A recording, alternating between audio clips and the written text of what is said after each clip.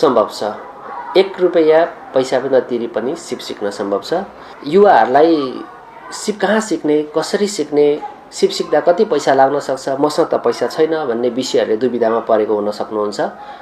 यही दुविधालाई अन्त्य गर्नका लागि वैदेशिक रोजगार बोर्डको सचिवालयले छोटो अवधिको सिपमूलक तालिमहरू निशुल्क रूपमा सञ्चालन गर्दैछ।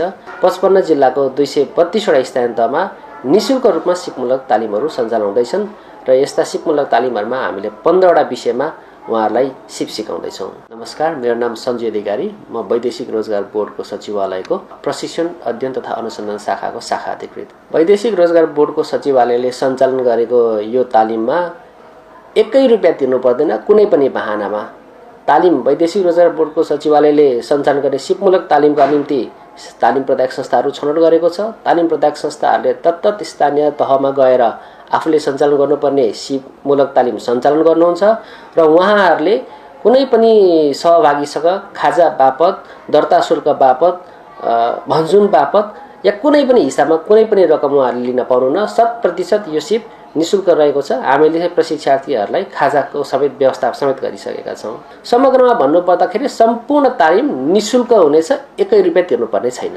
यो सिपमूलक तालिम लिनको निम्ति कसैलाई चिन्नु पर्दैन, कसैसँग पहुँच पनि राख्नु पर्दैन। हामीसँग 15 प्रकारका सिपहरू चल्दैछन् अहिले।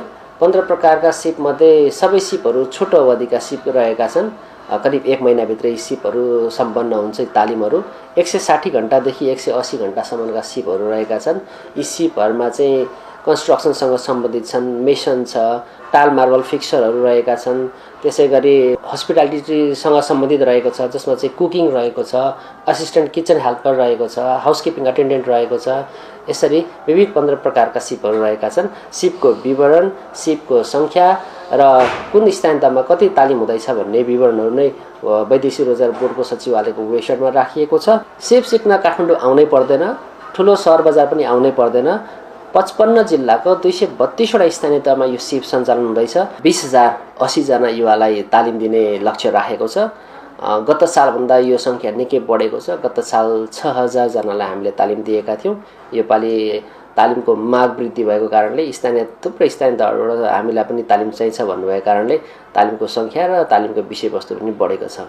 र यो 20,080 जना युवाले 1 रुपैयाँ तिर्नु पर्दैन। युवाहरूले तालिममा प्रयोग गर्ने वस्तुहरूको शुल्क, युवाहरूले खाने खाजाको शुल्क र आवश्यक कार्यक्रमको हकमा आवश्यक खर्च सहित जोडेर यो सम्पूर्ण खर्च वैदेशिक रोजगार बोर्डको सचिवालयले बिहोरेको छ।